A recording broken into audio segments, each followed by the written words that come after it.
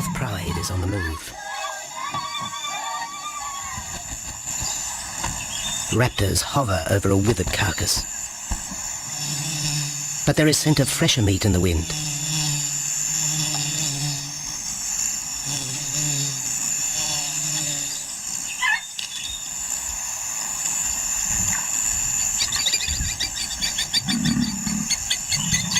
Pickings have been slim for Nabamba's pride since her fight with a startled warthog.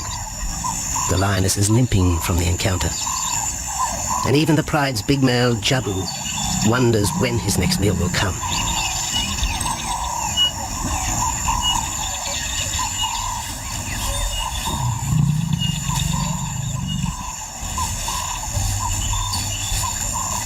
There's been no kill for 3 days, and Nabamba's cubs are hungry. Survival is tough across this tawny continent. And for the lions of Pinda Reserve, etched into the heart of Zululand, only those with speed and cunning will eat.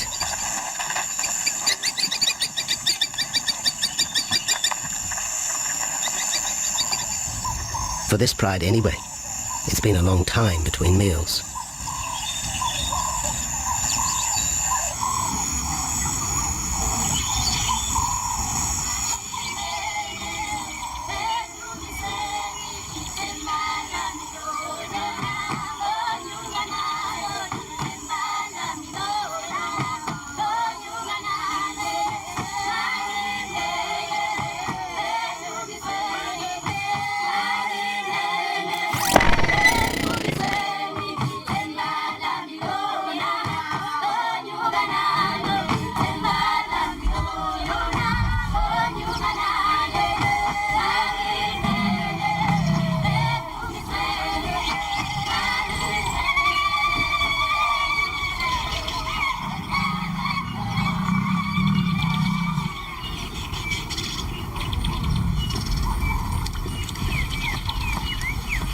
Jabu had waited too long for his lioness to feed him. Overnight, his stealth carried him into the path of a careless zebra. The rest of the herd is still skittish. One animal had already lost his tail to a hungry pride, but for the dazed stallion, it was all over in seconds.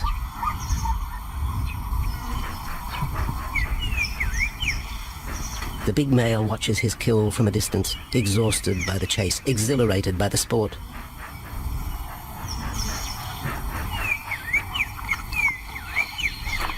Jabu will feast later. Tired from the hunt, he needs to rest.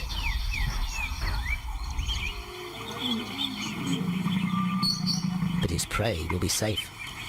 Few scavengers will risk the sudden return of the Lion King.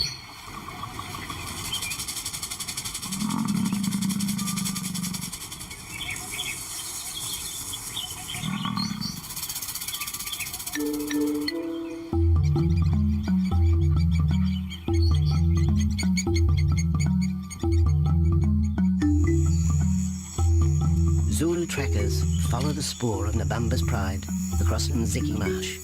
This vast tract of savanna is favoured by the lions in the dry air of winter, but it's a region also shared by Pinda's giraffe and white rhino population.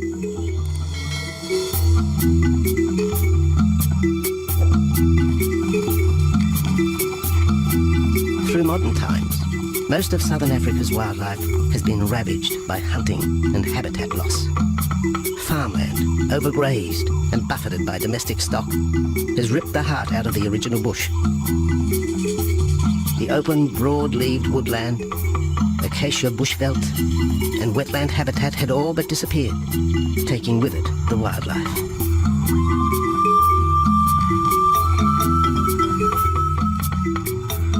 A few years ago, the Pinda project was born. 17,000 hectares of farmland bought up in KwaZulu-Natal along South Africa's eastern seaboard. What followed was the largest game restocking program ever seen on the subcontinent.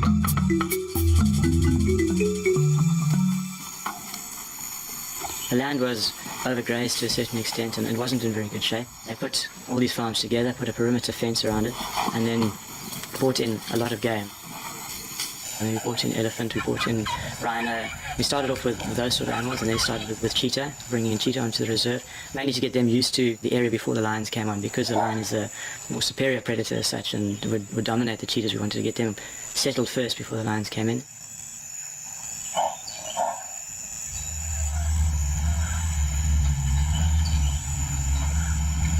Andrew Lewis is habitat manager at Pinda, one of those committed to the restoration of southern Africa's ecosystem.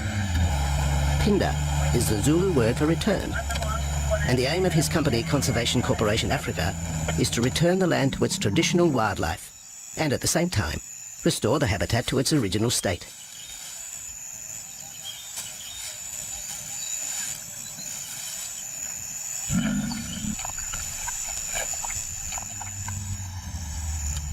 Pinda is cautiously open to top-level tourism, limited and luxurious.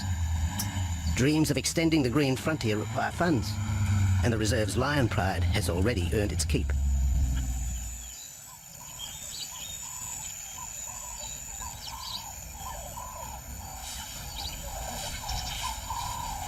The lions on this property are actually generating revenue for the property through ecotourism, and that they are a benefit to the wildlife because of the draw card. There's a few animals, lions, elephants, for example, and rhinos, and possibly giraffes, but those are your main ones that people come to see.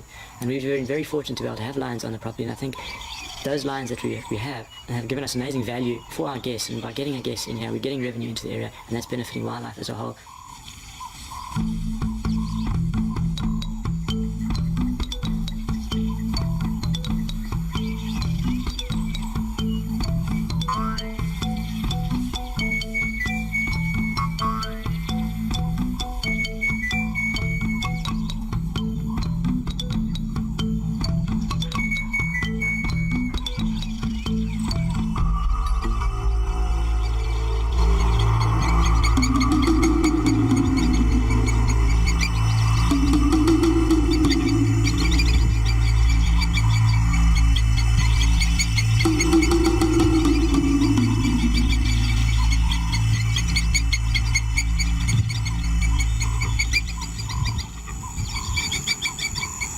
Jabu has returned to his kill.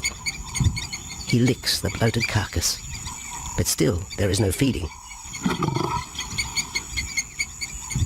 Lions will gloat over their prey, delaying the first bite until the meat ripens. For Jabu, the prospect of the meal is to be relished as much as the eventual feast.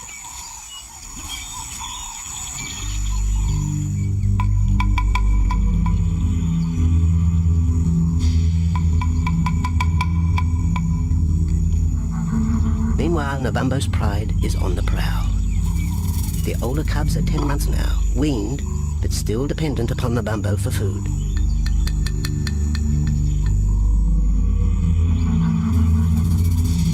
The cubs are learning to stalk, but they won't kill for another 6 months.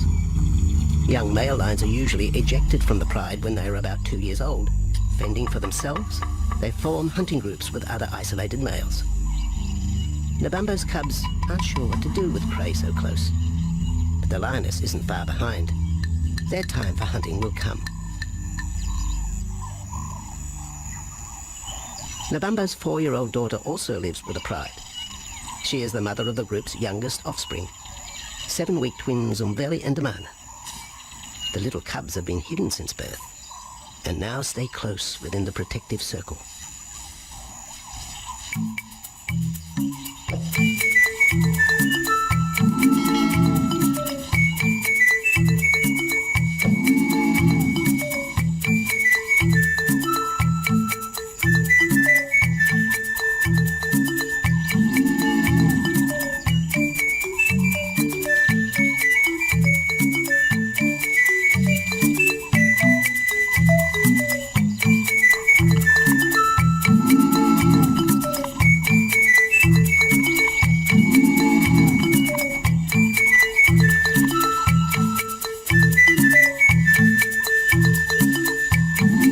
Jabu has little time for his small cub. When he is older, Damana will hunt with his father, but for the moment, the big male has nothing to do with his young son. Dejected, the cub finds solace among his siblings.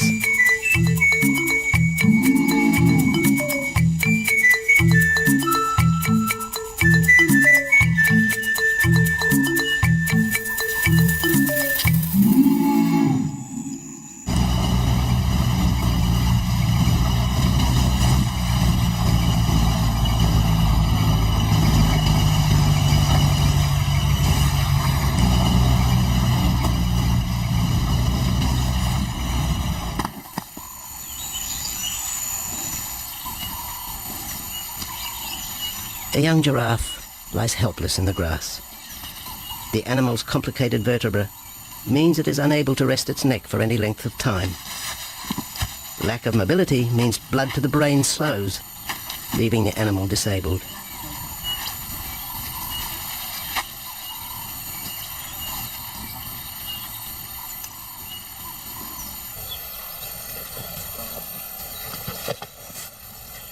Efforts to lift the head fail, and rather than leave the giraffe vulnerable to predators, the young bull is shot by rangers.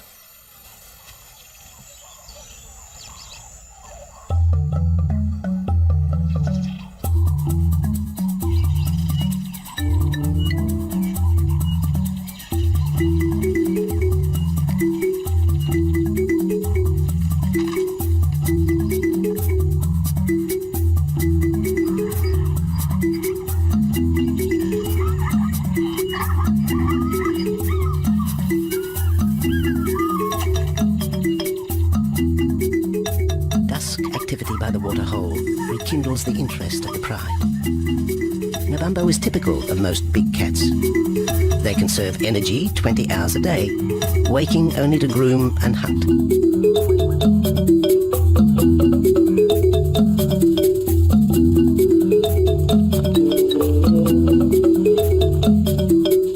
The lioness shows little sign of her injured leg, but the tusks of the warthog have torn sinew and muscle, slowing her in the pursuit of prey.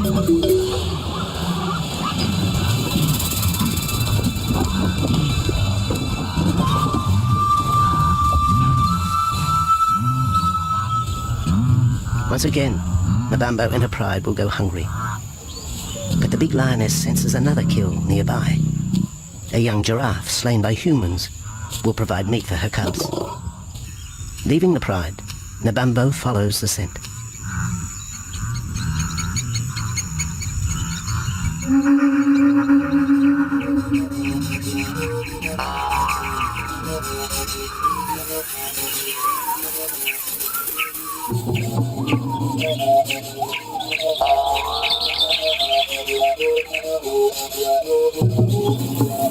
Left alone, the older cubs know the drill. They will wait for Nabambo's call to take them to the kill.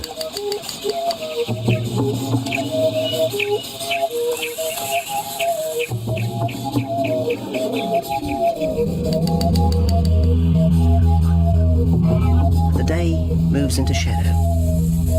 The cubs are restless and a little afraid. Adult lions have few enemies, but cubs, even those 10 months old, are at the mercy of leopard and other predators.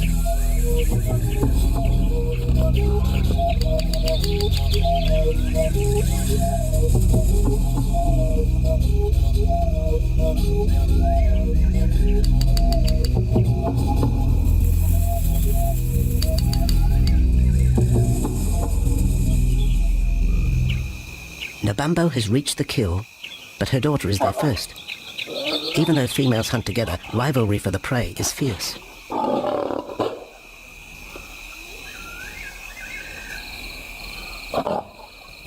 The big lioness begins the trek back for her cubs, but the youngsters have heard her call and they meet halfway.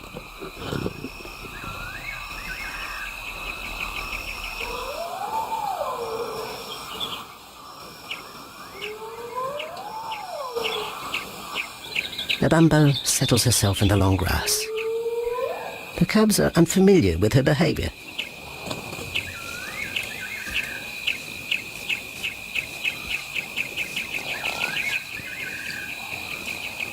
A female will usually head the charge with any kill, splitting the hide of the victim and leading the way for the pride to eat.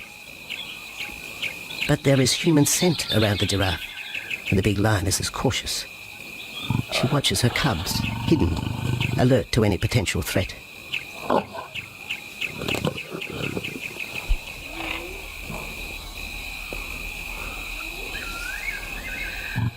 The cubs are curious, confused by this new smell.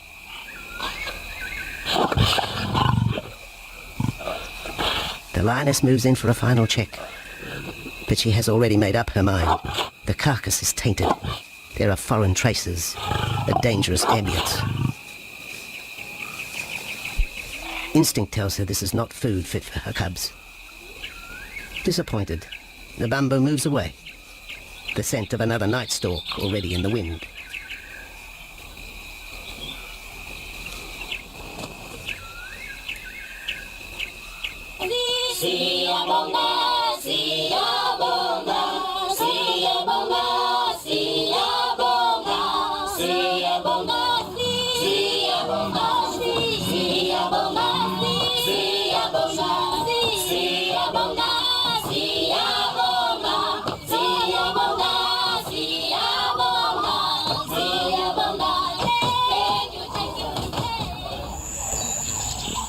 After 2 days, Jabu has returned to his kill with another younger male. 3-year-old Tembi is a son from a previous liaison with Lambo, and the two paired up after Tembi was ousted from the pride.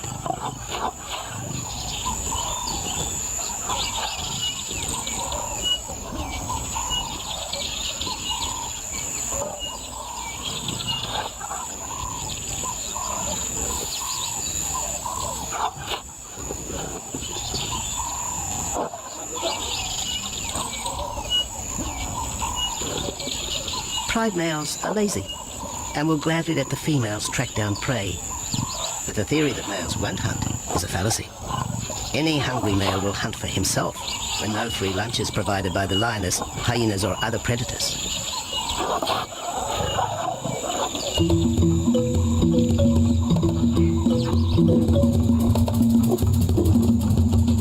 Smaller creatures scatter in the vicinity of the two lions, but there will be no hunting for a while.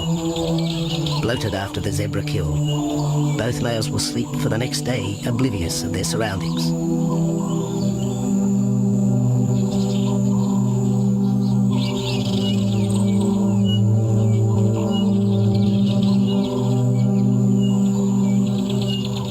Lions hunting in pairs or groups have a success rate of around 30% in daylight, but studies show single hunters are more successful at night. Lions are sociable cats, the only group to take part in communal hunts.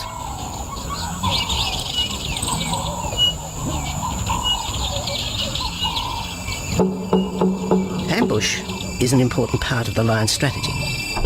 Often one pride female will round up the prey from the front, driving it towards a second lioness.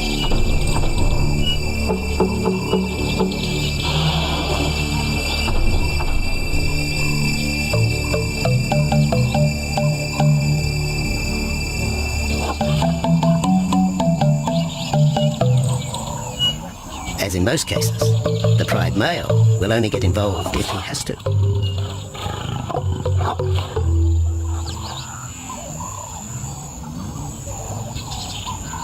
Accidents involving humans are rare in southern Africa's game reserves.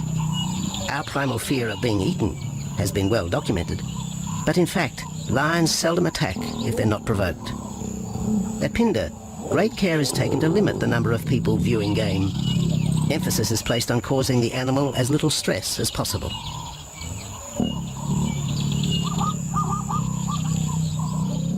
Lion isn't a part of their natural food source. They don't normally go out and hunt people.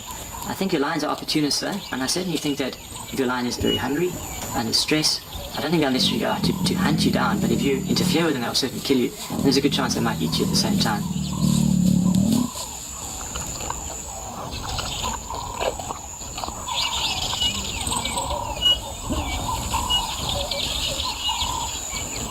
With all animals, it's how you treat them is what's the reaction you're going to get back from them. Certainly at Pinda, all our guides go through a training course and they're all brought up to a certain standard. There is a certain operating ethic with regards to viewing animals, and we certainly try and be as sensitive to the animals as possible.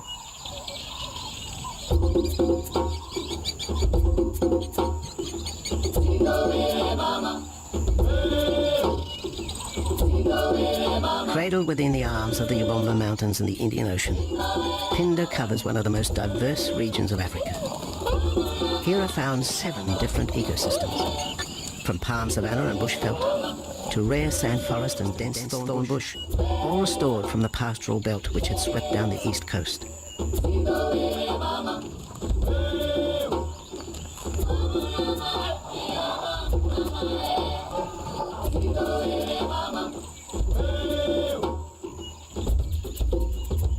Where cotton, pineapple and cattle farms once stood, lion now roam their habitat again, alongside some traditional neighbours.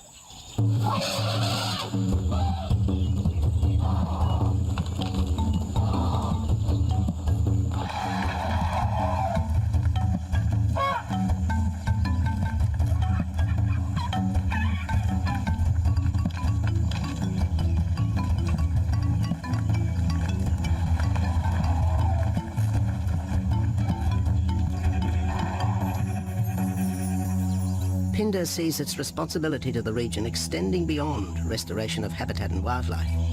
It provides schools and a clinic for the local Zulu community, as well as employment. In the eyes of Andrew Lewis, essential ingredients for a successful operation. It's very important to involve the communities around your reserve because they have to benefit as well. There's no point in just taking land, get some investors to invest in it. If you don't allow the people who are on the periphery of that reserve to benefit from it, you're going to have an immense problem with poaching, and they're going to cut your fences down, and you're just going to have an uphill battle.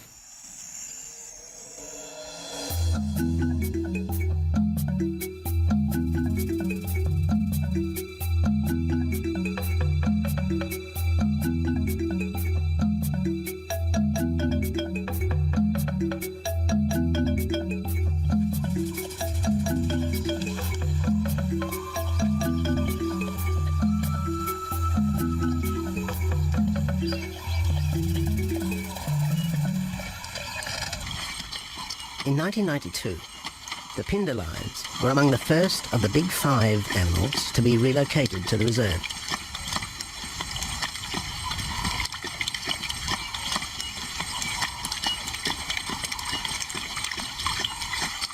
The original pride came from the northern province of South Africa, a vast scrubby region flanked by the ragged Drakensberg Mountains near the Mozambique border.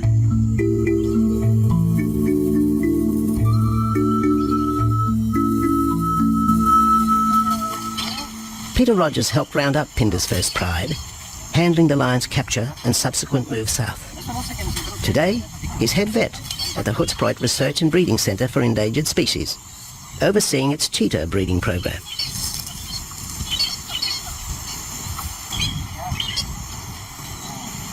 But it's the discovery of what's believed to be a long-extinct strain of lion that has put Peter's centre on the map.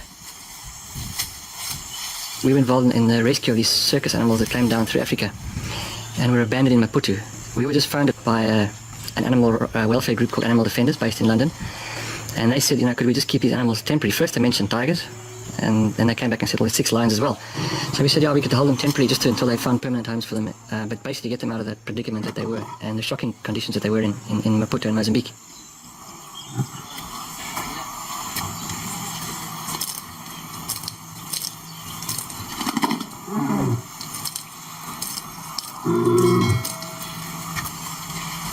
When the lions arrived at the breeding centre, their size, pale colouring and the male's thick black belly mane put them into the category of the Cape or Barbary lion, not seen in the wild since the early 1920s.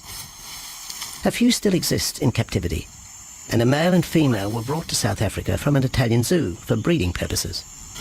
But attempts to mate Akef, the big male from the ill-fated Mozambique circus, with the Italian female are proving difficult.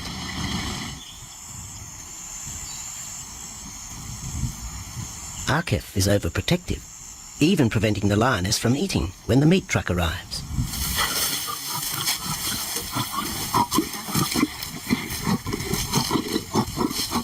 Finally though, Sissy makes her breakthrough.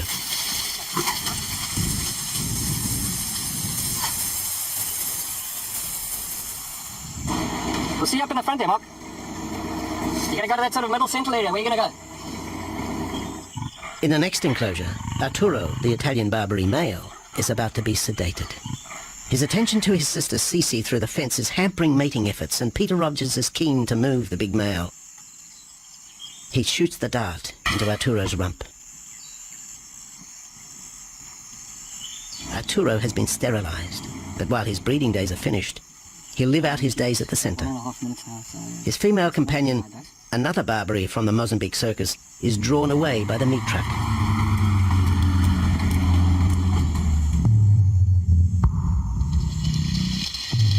It's 20 minutes before the anaesthetic takes effect.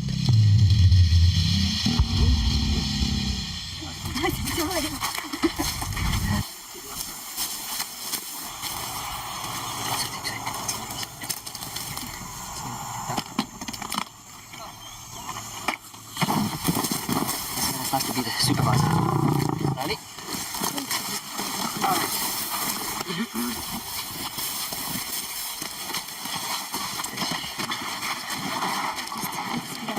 need all your help at the bottom just to put him back into the cage, okay? One, two,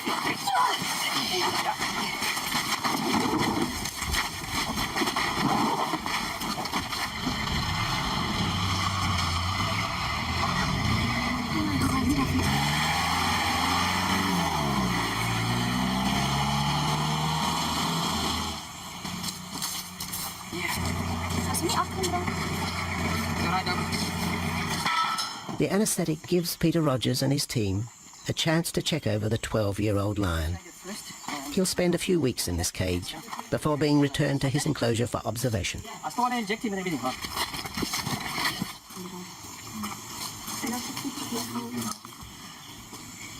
It's very exciting to be part of this project because they feel that there are perhaps not many barbaries, if any, that are really pure, that are left even in captivity. They feel that over time other animals from other genetic bases are brought in. So there's a big project afoot at Oxford University to do the genetics, so that's just getting off the ground now.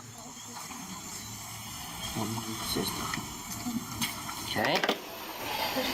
We just put under the skin and the neck if we can find the skin under this big beard of his. Normally lions wouldn't have this many ticks, but being from Italy, the European lion, it doesn't have that innate or inherent resistance to ticks. It does come with time.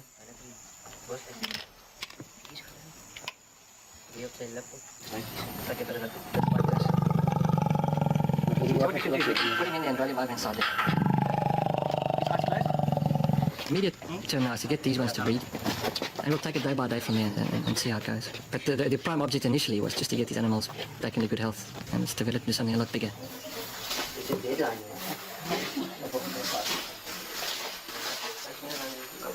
Yeah.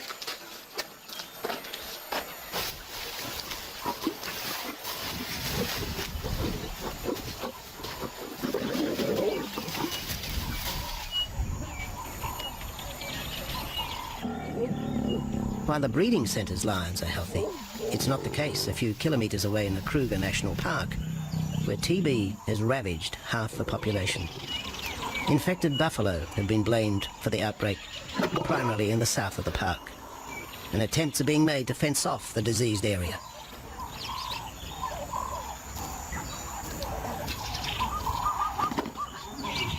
And the lions are preying on infected buffalo. Because it's an exotic disease and not an indigenous disease, the lions are totally naive and they've got no resistance to it. So it's a big problem. It's a very difficult decision to make as to what to do. It's a very topical and heated subject at the moment.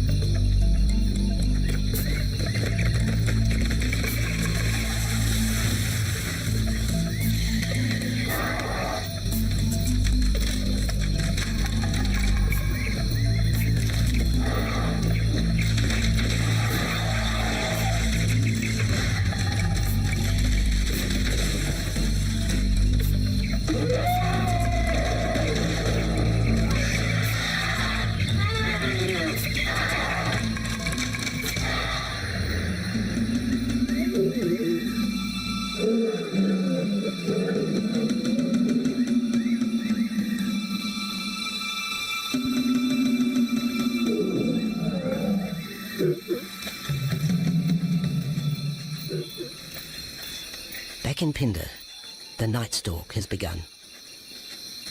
Nabambo keeps her cubs close. They're hungry, but tonight only impala can be tracked down, a morsel for the lioness. Food is scarce at this time of year, so the pride's territory covers a large area. Lions can only afford to be territorial where there is a reliable supply of game. Jabu wants to mate. He's been with his pride for nearly a year now. But Nabambo would prefer a larger group of males around her. Eventually, though, Jabu will have to join forces with other males to have a chance of keeping this pride. The big male is only 7 years old and a fine specimen, weighing in at just under 200 kilograms. For the moment, he's secure. Although tonight, Nabambo has hunting on her mind.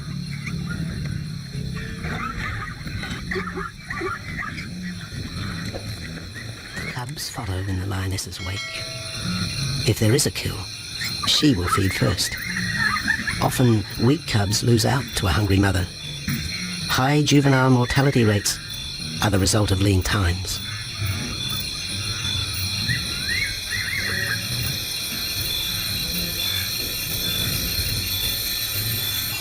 Jabu has had enough. He's been walking for hours. Sleep is more important. And the zebra he ate 2 days ago will suffice for another night.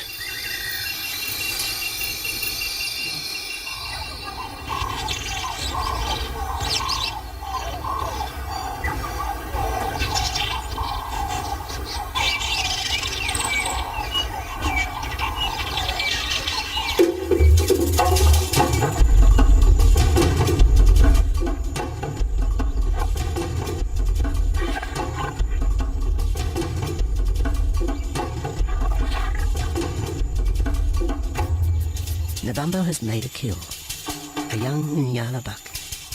It's been 3 days since the pride has eaten, and this will provide meat for them all. But the lioness will eat first.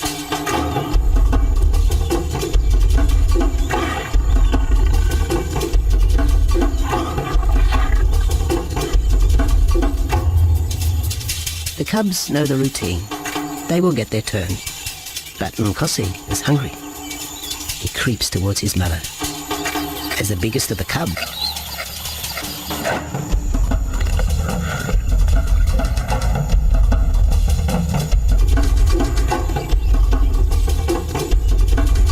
Nkosi watches.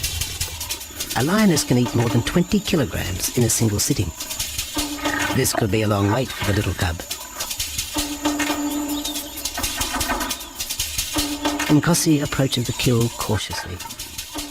Sometimes a lioness will turn on her cubs, but today, Nabambo is pleased with her efforts.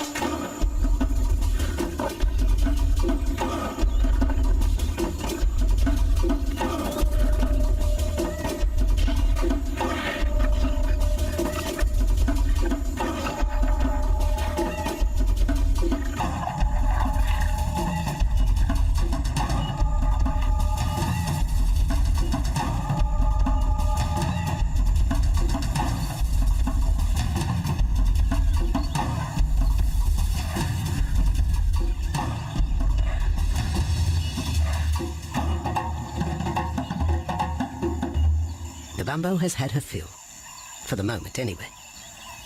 Lions never eat the stomach of a kill. She will bury it before dragging off the carcass. This way, hyenas and other predators are thrown off the scent. The evidence has been buried. The carcass is no more.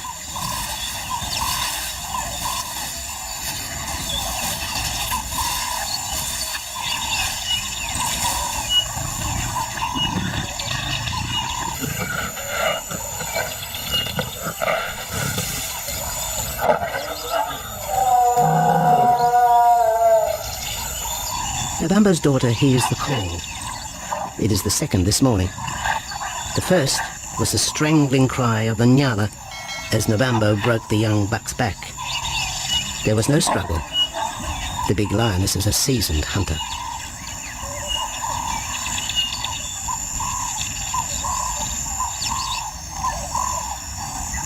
The rest of the pride will feast on the carcass after Nabambo retires. But first, they will drag it into the bushes, away from prying eyes, away from raptors already circling the kill scene.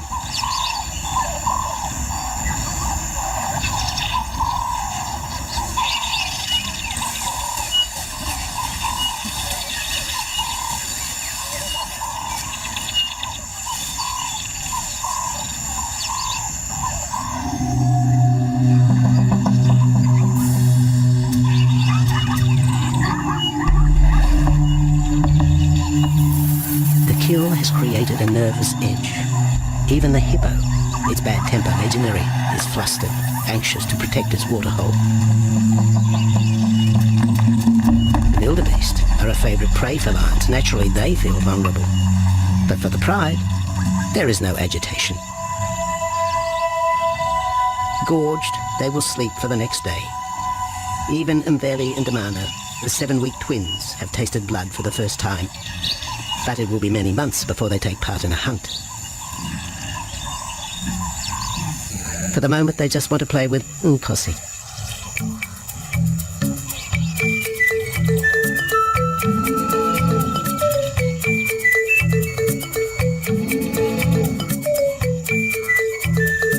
The older cub is beginning to take on the shaggy mane of the bigger males. Within 18 months, he will be hunting with them, competing for his own pride. In the meantime, though, he has to contend with his young siblings.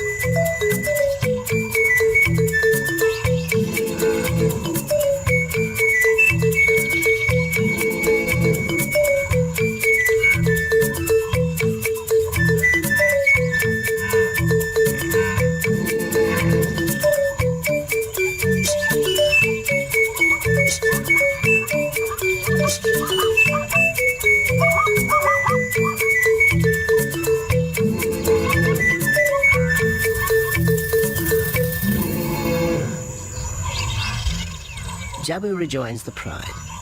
He has missed out on the kill, but he didn't share his zebra with the rest of the pride the previous day.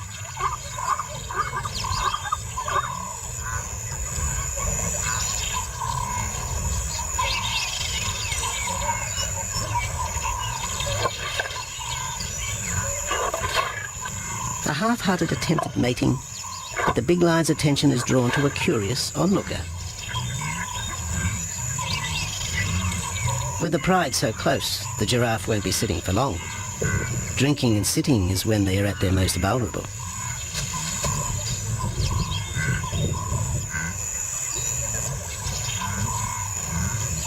Jabu keeps an eye on his group. Pride takeovers by other males are common, and savage fights can occur between the pride male and the intruder. If a takeover is successful, the new male will usually kill all the suckling young of his former rival. When a nursing mother loses her cubs, she comes into heat within a few weeks. The normal interval between cubs is about 2 years, with a gestation time of 3 to 4 months.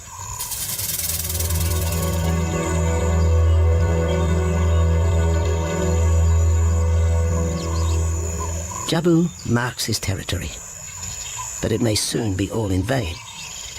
A fresh infusion of lion genes is necessary to avoid the effects of long-term inbreeding. It's likely Jabu and his son Tembi will be swapped for males from another game reserve. This will broaden the bloodlines of future lions and avoid the genetic risks currently facing the pride at Pinda.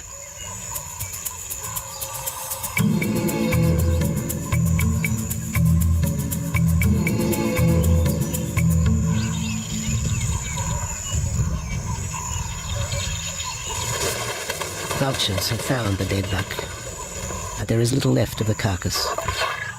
Nabamba and her pride have eaten. The big lioness tries to dislodge Nyala fur from her teeth. Tomorrow, the next day, there will be another kill. Nabamba's cubs will grow up strong.